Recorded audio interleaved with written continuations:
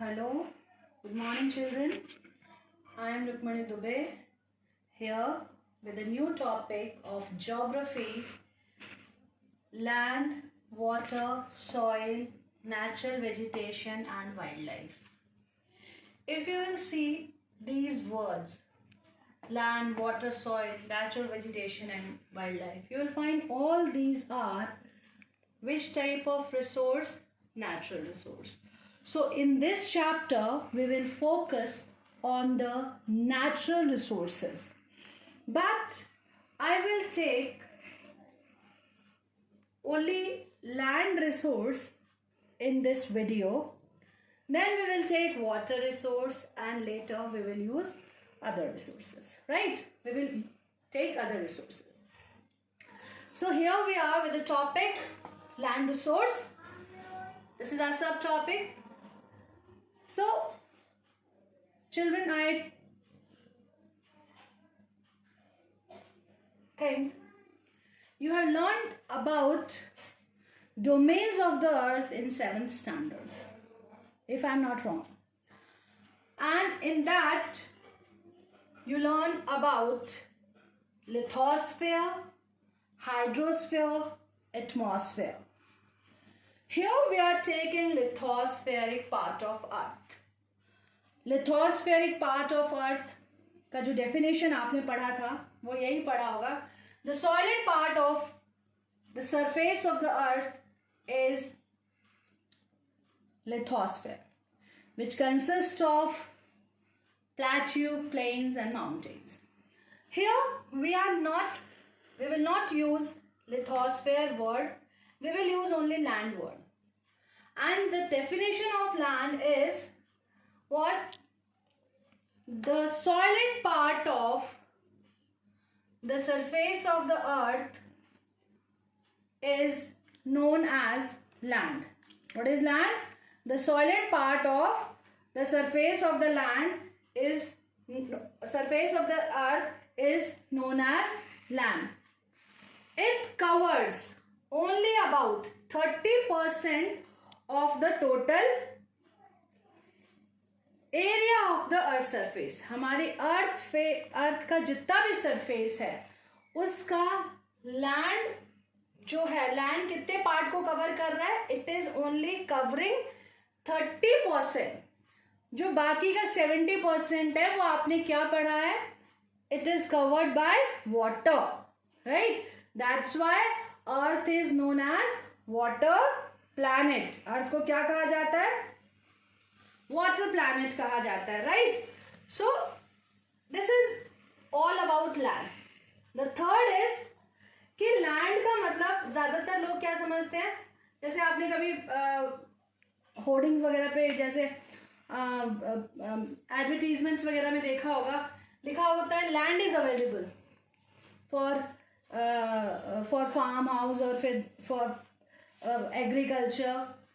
तो लैंड का मतलब सिर्फ प्लेन से नहीं होता है. लैंड कंसिस्ट ऑफ, क्योंकि सॉलिड पार्ट है, mountain is also solid part of earth, plain is also solid part, plateau is also solid part. So land means plain, plateau and mountain, not only plain. ठीक है? अब एक चीज और, land is the most important natural resource. सबसे important natural resource है ये. क्यों इंपॉर्टेंट नेचुरल रिसोर्स है? क्योंकि आपको पता है it provides base to every economic activity, like agriculture, like for making houses, for mining. We will do all these things in this topic. So land is very important natural resource. But the distribution of population, हम सिर्फ कितने percent area में अर्थ के land का part है? अर्थ में land कितने part में है? 30% पार्ट में. उस पर भी जो डिस्ट्रीब्यूशन ऑफ पॉपुलेशन है is uneven. Distribution of population is uneven मतलब कि हर जगह, जैसे हम इंडिया का एग्जांपल लेते हैं. राइट? इंडिया के पास कितना एरिया है? 3.28 मिलियन स्क्वायर किलोमीटर, है ना? अब 3.28 कितना है? 3.28 मिलियन स्क्वायर किलोमीटर्स, राइट। अब अगर हम इसमें देखेंगे, इसमें बहुत सारे हमारे स्टेट्स हैं, यूनियन टेरिटरीज हैं, लेकिन क्या आपने देखा है कि इंडियन स्टेट्स जो भी है वहां पर पॉपुलेशन एक जैसी है? बिल्कुल नहीं। अगर आप राजस्थान में जाएंगे तो आप देखेंगे राजस्थान के पास बहुत बड़ा लैंड पार्ट है, बट वहां पॉपुलेशन बहुत कम है। समझ में आया? आप दिल्ली देखेंगे, दिल्ली के पास जगह कम है लेकिन पॉपुलेशन बहुत ज्यादा है। इसका मतलब क्या है कि इंडिया में ही नहीं, पूरे वर्ल्ड में डिस्ट्रीब्यूशन ऑफ पॉपुलेशन क्या है? अनइवन है। अगर आप अर्थ पे भी देखेंगे ना, तो अर्थ पे भी आपको पता है क्या दिखेगा? जैसे दिस इज अर्थ, ये इक्वेटर, ठीक है, ये नॉर्दर्न हेमिस्फेयर और ये सदर्न हेमिस्फेयर, ठीक है। इस वाले पार्ट में, नॉर्दर्न हेमिस्फेयर वाले पार्ट में पॉपुलेशन ज्यादा है, सदर्न में क्या है? कम है। क्यों कम है? बिकॉज नॉर्दर्न हेमिस्फेयर में लैंड पार्ट ज्यादा है। क्या ज्यादा है? लिथोस्फेरिक पार्ट ज्यादा है। और वहीं पर सदर्न हेमिस्फेयर में क्या ज्यादा है? सदर्न हेमिस्फेयर में आपको ज्यादा मिलेगा ओशियानिक पार्ट, वाटर बॉडी ज्यादा है। तो हमें तो रहने के लिए जमीन की जरूरत है, हम वाटर हाउस में नहीं रह सकते, ठीक है। तो कौन से कॉन्टिनेंट में ज़्यादा है? कॉन्टिनेंट बोल रही हूँ मैं, कौन से हेमिस्फेयर में ज़्यादा है? Northern hemisphere. इसीलिए कॉन्टिनेंट भी आप देख सकते हैं। अगर कॉन्टिनेंट में देखेंगे तो सबसे ज़्यादा पॉपुलेशन आपको एशिया में देखने को मिलेगी। वर्ल्ड की सबसे ज़्यादा populated countries China and India, both are in Asia. तो पॉपुलेशन डेंसिटी और पॉपुलेशन डिस्ट्रीब्यूशन क्या है? अनइवन है। अब अनइवन होने के कुछ कारण है। There are some factors which are responsible for the uneven distribution of population, and the factors are, it is varied due to the characteristic of land and climate. जमीन, ठीक है, जमीन अलग अलग तरह की है। अब यार जमीन कैसे अलग तरह की हो सकती है? हो सकती है ना, मैंने अभी तो बताया। लैंड में क्या आता है? प्लेन आता है। Plain is ideal for what? For all kind of economic activity. So definitely plain areas will be densely populated.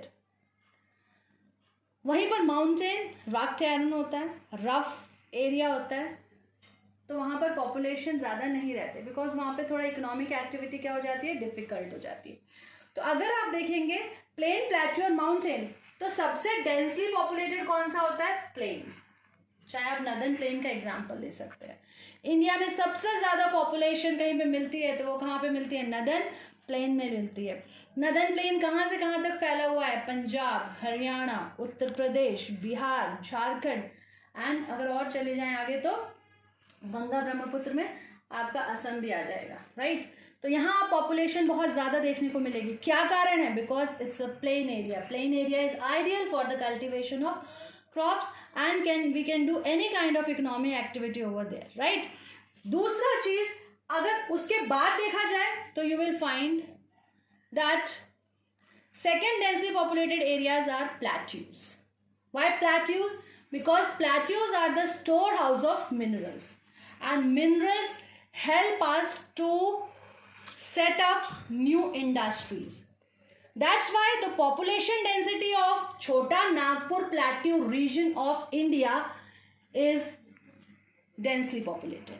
That area is densely populated because that area is very rich in iron ore, coal, dolomite and other minerals. ठीक है, तो इसका मतलब plateau में भी हमें क्या है? अपॉर्चुनिटीज हैं, तो वहां पे ज्यादा। थर्ड आता है क्या? माउंटेन्स। माउंटेन्स में भी पॉपुलेशन हो सकती है। जैसे टूरिज्म की वजह से आजकल माउंटेनियस रीजन, हिल स्टेशंस जो हैं वो भी थोड़ा थोड़ा पॉपुलेशन वहाँ की भी बढ़ रही है, right. So and the other factor is climate. Climate कैसा? मतलब there are two types of, simple words में बोलूँगी, there are two types of climate. एक होता है एक्सट्रीम क्लाइमेट एक्सट्रीम क्लाइमेट का मतलब होता है जहां पर गर्मियों में ज्यादा गर्मी और ठंड में ज्यादा ठंड बढ़ती है. Very hot in summer and very cold in winter. ऐसी जगह क्या होती है, हार्श क्लाइमेट होने की वजह से यहाँ पर पॉपुलेशन डेंसिटी कम होती है. यही कारण है कि इंडिया के कुछ ऐसे रीजन्स जैसे राजस्थान डेंसली पॉपुलेटेड नहीं है. वहीं पर एक मॉडरेट क्लाइमेट भी होता है. मॉडरेट क्लाइमेट का मतलब होता है neither hot in summer nor cold in winter. ना गर्मियों में ज़्यादा गर्मी पड़ेगी, ना सर्दियों में ज़्यादा सर्दी पड़ेगी. तो ऐसी जगह पे हम सब रहना पसंद करते हैं जहाँ पर क्लाइमेट हार्श ना हो, क्लाइमेट एक्सट्रीम ना हो, मॉडरेट हो. क्यों मुंबई की पॉपुलेशन ज़्यादा है, क्यों चेन्नई की पॉपुलेशन ज़्यादा है, क्यों कोलकाता की पॉपुलेशन ज़्यादा है? Because these three metropolitan cities are located near the coast. And having which type of climate? Having moderate type of climate, which is very good for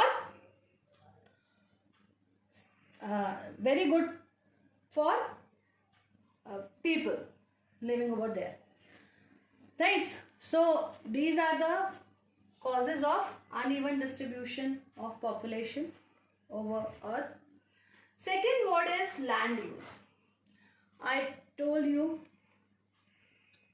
land is very important resource, बहुत important resource है. तो इसके बारे में हमें कुछ important क्या करने पड़ेंगे कि लैंड यूज मतलब इम्पॉर्टेंट क्यों है? Because there are many uses of land. हमें इसके क्वेश्चन इस तरीके से आ सकता है, write the uses of land, write the importance of land, why land is important resource. So your answer will be same. Here we are going to discuss this point और this word. देखिए बेटा, land is used for different purposes. I wrote here, land is used for different purposes. जमीन का इस्तेमाल हम बहुत तरीके के कामों के लिए करते हैं. फॉर एग्जाम्पल, आप सबको मालूम है एग्रीकल्चर, फॉरेस्ट्री. एग्रीकल्चर सबको मालूम है, खेती, जंगल लगाने के लिए, माइनिंग मतलब मिनरल्स को एक्सट्रैक्ट करने के लिए, बिल्डिंग हाउसेस घर बनाने के लिए, रोड्स बनाने के लिए, and setting up of industries, industry setup करने के लिए. These are the uses of land. इसके अलावा और भी हो सकते हैं, फॉर ग्रेजिंग, पैस्चर्स बनाने के लिए, ग्रेजिंग लैंड तैयार करने के लिए, एनिमल्स के लिए हम और भी यूज कर सकते हैं. इन्हीं सब यूजेस को हम क्या बोलते हैं? Land use. क्या बोलते हैं हम? क्या बोलते हैं हम इसको? Land use. So you can write the definition of land use like this. Land is used for different purposes such as agriculture, forestry, mining, building houses, roads, and setting up of industries. This is commonly termed as land use. Is that clear to all of you? Now come to the next point. कुछ जगह को बोला जाता है waste land.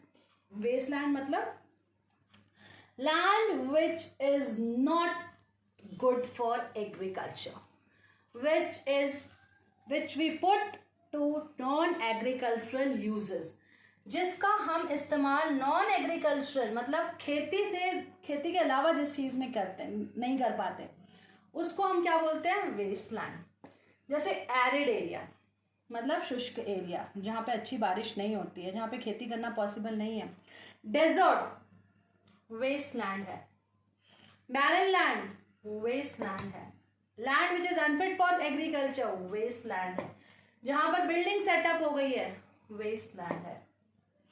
Clear? So this is about waste land. बेटा अब next topic is land use pattern. What is next topic? Land use pattern. Land use pattern का मतलब क्या होता है बेटा? कि हम जमीन को अलग अलग तरीके से यूज कर सकते हैं. जैसे मैंने आपसे एक क्वेश्चन दिया, मान लीजिए एक बच्चा है, राइट? एक बच्चा है जो फ्यूचर में एग्रीकल्चर एक्सपर्ट बनना चाहता है ना, एग्रीकल्चर करना चाहता है. एक बच्चा है जो एजुकेशन में जाना चाहता है, चाहता है उसका खुद का स्कूल हो। वैसे मुझे मालूम है कोई नहीं चाहता, लेकिन फिर भी बोल रही हूँ। तुम लोग तो नहीं चाहोगे, लेकिन फिर भी चलो देखते हैं। खुद का स्कूल हो। कुछ ऐसे लोग होते हैं जो एनिमल्स को लेके बहुत ज़्यादा कंसर्न रहते हैं, एनिमल्स को बहुत ज़्यादा लाइक करते हैं, पेट एनिमल्स रखना बहुत पसंद करते हैं।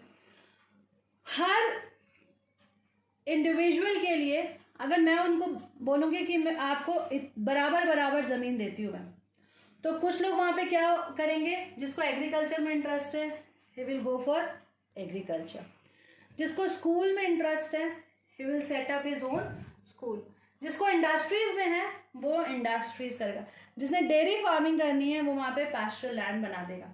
तो this is called what, land use pattern. कोई क्रॉप लैंड, पास्चर्स, फॉरेस्ट, ये होते हैं लैंड यूज पैटर्न। ये बिल्कुल क्या करते हैं, अलग अलग होते हैं। तो there are some factor which determine land use pattern. कौन से ऐसे फैक्टर हैं जिससे लैंड यूज पैटर्न का जिस पे प्रभाव पड़ता है, नहीं मतलब कौन से ऐसे फैक्टर्स हैं जो लैंड यूज पैटर्न पे अपना असर दिखाते हैं। तो there are two factors, physical factors and human factor. First is soil, right. If soil is good for agriculture, definitely we will do agriculture over there. If soil is not good for agriculture, we will do another kind of economic activity over there. Second is climate. Climate किस चीज़ के लिए अच्छा है? Climate क्या agriculture के लिए suitable है? Climate is good for industries, किस तरह की? तो जैसा अब जहाँ पर क्लाइमेट जैसा होगा उसी हिसाब से क्या किया जाएगा वहाँ पर लैंड यूज पैटर्न। अब मान लीजिए क्लाइमेट सपोर्ट ही नहीं कर रहा, बड़ा हार्श क्लाइमेट है, वहाँ पे एग्रीकल्चर पॉसिबल ही नहीं है, इतना हार्श क्लाइमेट है, तो वहाँ पे क्या हो जाएगा, ग्रेजिंग लैंड्स हो सकते हैं, क्योंकि वो कुछ तो इकोनॉमिक एक्टिविटी करेंगे, तो वो क्या करेंगे, कैटल रेयरिंग कर लेंगे। थर्ड होते हैं मिनरल्स, जहाँ पर मिनरल्स होगा, मिनरल्स की अवेलेबिलिटी होगी, वहाँ पर क्या किया जाएगा, इंडस्ट्री सेटअप किए जाएंगे। छोटा नागपुर प्लेट्यू रीजन आप देखेंगे वहाँ पे कितनी सारी इंडस्ट्रीज हैं। इसी तरीके से आप कर्नाटक देख लीजिए, वहाँ पे number of industries are there. इसी तरीके से आप वहाँ पर क्या देखिए, अपना मुंबई देख लीजिए, वहाँ पर कॉटन है। कॉटन है किसकी वजह से, सॉइल की वजह से। तो वहाँ पर क्या है, कौन सी इंडस्ट्रीज हैं, टेक्सटाइल इंडस्ट्रीज है। तो मिनरल्स जहाँ पर होंगी वहाँ पर कौन सी इंडस्ट्रीज होंगी, mineral based industry. Availability of water, जहाँ पर वाटर नहीं होगा वहाँ तो कुछ हो ही नहीं सकता। तो availability of water is must. किसी जगह पे ज़मीन का इस्तेमाल कैसे किया जाएगा, इस पे बहुत असर पड़ता है किसका, availability of water. If water is available for agriculture, definitely people go for agricultural activity. Another factor is human factor. Human factor मतलब पॉपुलेशन। जहाँ पॉपुलेशन ज़्यादा होगी तो पॉपुलेशन की नीड्स को फुलफिल करने के लिए वहाँ पर उसी तरीके से लैंड को क्या किया जाएगा, यूज़ किया जाएगा। अगर मान लीजिए बहुत ज़मीन है, पॉपुलेशन कम है, तो वहाँ पर प्रिमिटिव टाइप ऑफ फार्मिंग कर लेगा पर्सन, व्यक्ति, इंडिविजुअल। और अगर वहाँ पे ज़्यादा पॉपुलेशन है तो he will go for intensive subsistence farming. ये हमें आप पढ़ेंगे आगे जाके। मतलब किस तरह पॉपुलेशन का भी बहुत असर पड़ता है किस पे, लैंड यूज पैटर्न पे। अगर जगह कम है, पॉपुलेशन ज़्यादा है, तो वहाँ पे एग्रीकल्चर होगी। जगह ज़्यादा है, पॉपुलेशन कम है, तो वहाँ पर और भी कुछ किया जा सकता है, इंडस्ट्रीज लगाई जा सकती हैं, बच्चों के लिए प्लेग्राउंड्स बनाए जा सकते हैं, बच्चों के लिए लोगों के लिए हॉस्पिटल्स बनाए जा सकते हैं, बहुत सारी चीज़ें। टेक्नोलॉजी, अगर टेक्नोलॉजी एडवांस है तो डेफिनेटली वहाँ पर क्या होगा, अच्छे बड़े बड़े डैम्स, इंडस्ट्रीज सेटअप किए जाएंगे, राइट। और इस तरीके से land use, these are some factors which determine land use pattern of any particular area. अब मैं आपको कुछ एग्जाम्पल बताती हूँ। जैसे ऑस्ट्रेलिया है बेटा, है ना, ऑस्ट्रेलिया में जो क्रॉप लैंड है, मतलब कितने परसेंट ऑस्ट्रेलिया के पास जितनी ज़मीन है, ठीक है, जितनी ऑस्ट्रेलिया के पास ज़मीन है उसके 6% एरिया पे वो क्या उगाता है, कितने एरिया पे, 6% एरिया पे क्रॉप लैंड है उसका, मतलब वो क्रॉपिंग एग्रीकल्चर करता है। 56% एरिया पे क्या करता है, पास्चर्स है, मतलब ग्रेजिंग लैंड है एनिमल के लिए। फॉरेस्ट कितने एरिया पे है? 14% एरिया पे, और अदर यूजेस क्या है? 24। इस डाटा को देखने के बाद आपको पता चलता है कि वहां पर मेन ऑक्यूपेशन क्या है? कैटल रेयरिंग, क्योंकि वहां पे 56% एरिया किसमें एंगेज है? पास्चर लैंड्स में। ठीक है, अगर हम इसी तरीके से किसका लेते हैं, हम लेते हैं ब्राजील का। ब्राजील कौन से कॉन्टिनेंट में? It is in south America. Brazil में 9% क्रॉप लैंड है, मतलब खेती की जाती है। 20% क्या है? पास्चर लैंड है, मतलब एनिमल्स के लिए। और 66% फॉरेस्ट एरिया है, राइट। तो यहाँ पर टिम्बर से जुड़ी हुई एक्टिविटीज बहुत ज्यादा की जाती होंगी, राइट। अब इंडिया का देखते हैं हम। इंडिया में क्रॉप लैंड क्या है? 57। क्लियर हो गया? मोर देन 60, अप्रॉक्स 60% एरिया क्या कर रही है? एरिया पे क्या किया जा रहा है? एग्रीकल्चर किया जा रहा है। इसका मतलब यहाँ का ज्यादा जमीन किस में एंगेज है? एग्रीकल्चर में एंगेज है। 4% सिर्फ पास्चर लैंड, मतलब एनिमल्स के लिए हमने ग्रेजिंग एरिया कितना रखा है? 4%। And 22% area for forest, and rest is for other uses. So this you will get this chart in your book, in NCERT book. Read it properly. उसको थोड़ा सा पढ़ें अच्छी तरीके से, उससे आपको समझ में आएगा डिफरेंट कंट्रीज के लैंड यूज पैटर्न्स कैसे हैं। सो आज के बेटा वीडियो के लिए इतना ही है। इतना ही करेंगे हम, जिसमें हमने क्या किया आज हमने कौन कौन से टॉपिक कवर किए। व्हाट इज लैंड रिसोर्स, ठीक है। फिर लैंड यूज क्या कहलाता है, and how can we use land, and second is what is waste land, what are the factors determine land use pattern. So I will give questions related to these topics on your WhatsApp group, only WhatsApp group, not on Google class.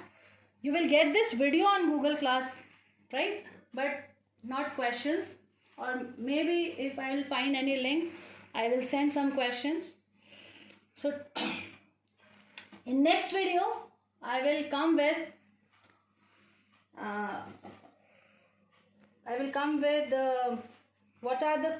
what is land degradation, what are the causes of land degradation, and how can we conserve land.